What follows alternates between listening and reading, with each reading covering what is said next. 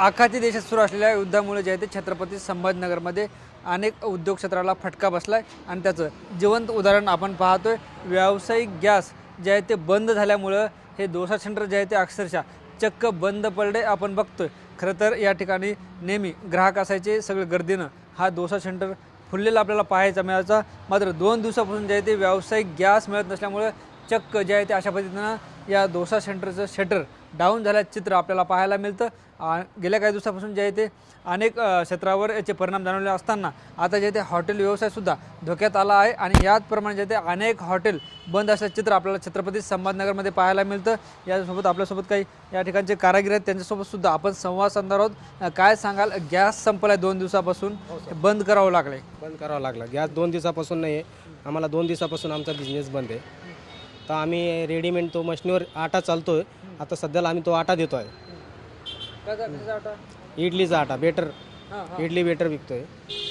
तर आमचा टोटल 20 जणांचा स्टाफ होता, तर त्यांचा खायचे पण थोडेफार हे झालेले आहे गॅस नसल्यामुळे।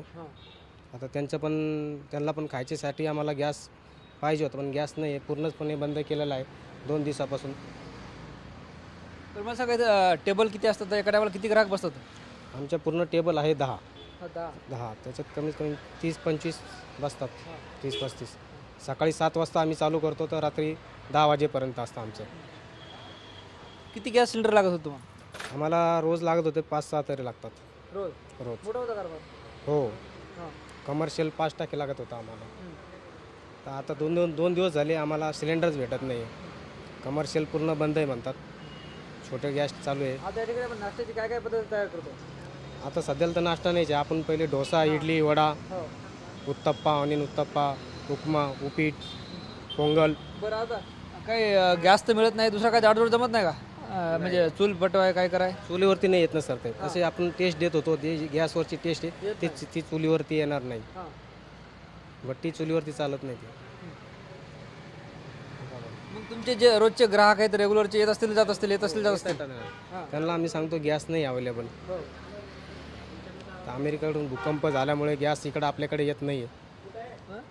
अमेरिकेला भूकंप चालू आहे ना, युद्ध चालू आहे। हां सॉरी, युद्ध हां, भूकंपाचे धक्के जाणवते, चाचण्या केल्या तिथे, तर त्या तिकडचं येणारा जो पूर्णपणे आपली गाडी बंद केलेला आहे असे म्हणतात ते। पण लवकरात लवकर सरकारने एवढी काळजी घ्यावा आमची की लवकरात लवकर गॅस पाठवा, कारण की आम्हाला पण कामगार आहोत आम्ही बी, तर लवकरात लवकर आमचं पण थोडाफार त्यांनी विचार करावा। दुसरे कामगार आपल्यासोबत काय सांगाल, गॅस एजन्सीवर चक्कर मारली का? चक्कर मारली होती, परंतु कमर्शियलचा साठा 2 दिवसापासून त्यांना 2-3 दिवसापासून ठप्प केलेला आहे। काय म्हणलं? गव्हर्नमेंटचे आदेश असतील त्यांना, त्यामुळे त्यांना ठप्प केलेलं आहे। 2 दिवसापासून गॅस नाही, हॉटेल बंद आहे, मग तुम्हाला दिवसभर काम काय असतं आता?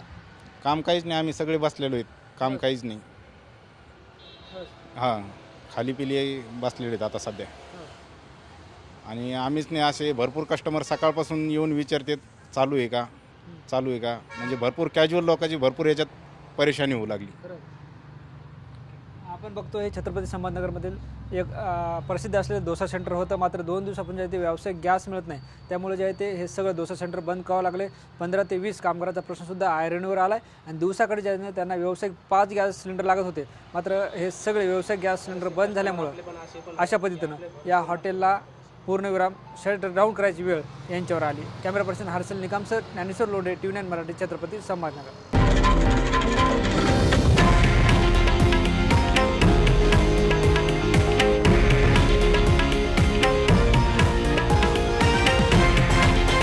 हे आहे देशातील नंबर 1 न्यूज नेटवर्क आणि आपण पाहत आहात TV9 मराठी, एकमेव।